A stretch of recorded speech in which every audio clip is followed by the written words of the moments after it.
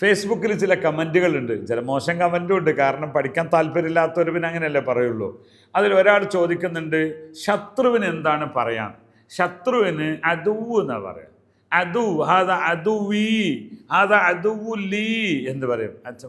അദുവ്, നീ ഒരു അദുവാകരുത്. ഹാദ കലാം സൈൽ അദുവ്, ഇതൊരു ശത്രുവിനെ പോലത്തെ വർത്താനാണ്. അപ്പം അദുവ് എന്ന് പറഞ്ഞാൽ ശത്രു എന്നാണ്. അദുവന ഒക്കെ പ്രാർത്ഥനകളിലൊക്കെ എപ്പോഴും കേൾക്കുന്ന വേർഡാണ്. അതുപോലെ വേറൊരാൾ ചോദിച്ചിരിക്കുകയാണ്, ഞാൻ കരുതിയത്, ഞാൻ വിചാരിച്ചത് എന്നൊക്കെ എങ്ങനെയാണ് പറയാം? അതിന് പറയാം അന ഫക്കർത്ത്. സംസാര ഭാഷയിൽ അത് മാത്രം പറഞ്ഞാൽ മതി. വേറൊരു വാക്കുകൂടി അന ഹസിബ്ത്ത് എന്ന് പറയാറുണ്ട്. അന ഹസിബ്ത്ത്, ഞാൻ വിചാരിച്ചു. അതായത് നമ്മൾ വെറുതെ വിചാരിച്ച തെറ്റായ വിചാരത്തിനൊക്കെ അങ്ങനെ പറയുള്ളൂ. അന ഹസിബ്ത്ത്. ഈ അറബി ഭാഷയുടെ ഓരോ വാക്കിനും മൂർച്ചയുണ്ടെന്ന് ഞാൻ പറയാറുണ്ടല്ലോ. ലനന്തു എന്ന് പറഞ്ഞാൽ എനിക്ക് അത് പിന്നെന്തായി ഉറപ്പിച്ചതുപോലെയുള്ള വിചാരത്തിനാണ് ലനന്തു എന്ന് പറയാം. അവിടെ ലനന്തു എന്ന് ഒരു സംസാരത്തിൽ പറയാം, ലന്നൈത്തു എന്ന് പറയാം. അന ലന്നൈത്തു സൈക്കിത, ഇതുപോലെ ഞാൻ വിചാരിച്ചു എന്ന്. എന്നാൽ ഞാൻ ഉറപ്പിച്ചു എന്ന് പറഞ്ഞാൽ അന മുത്തഅക്കിദ്, അന മുത്താക്കിയത് എനിക്ക് ഉറപ്പുണ്ട് എന്ന് പറയുന്നതിനാണ് അങ്ങനെ പറയാം. ഓരോന്നും മാറ്റമുണ്ട്.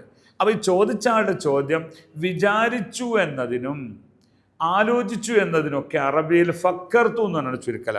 അന ഫക്കർത്ത്, ഞാൻ വിചാരിച്ച്. അന ഫക്കർത്ത് മൂസൈക്കിത, ഇതുപോലെ അല്ല എന്നാണ് ഞാൻ വിചാരിച്ചത് എന്ന് പറഞ്ഞു. ഓക്കെ.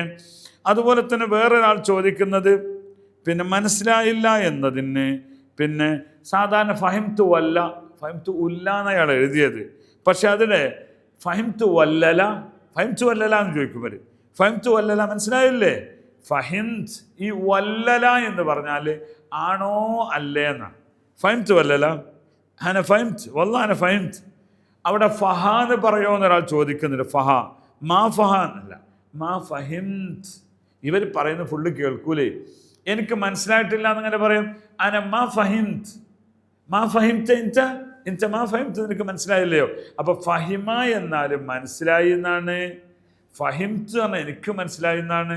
ഇഫ്ഹംനി, എനിക്കൊന്ന് മനസ്സിലാക്കി തരുമെന്നാണ്.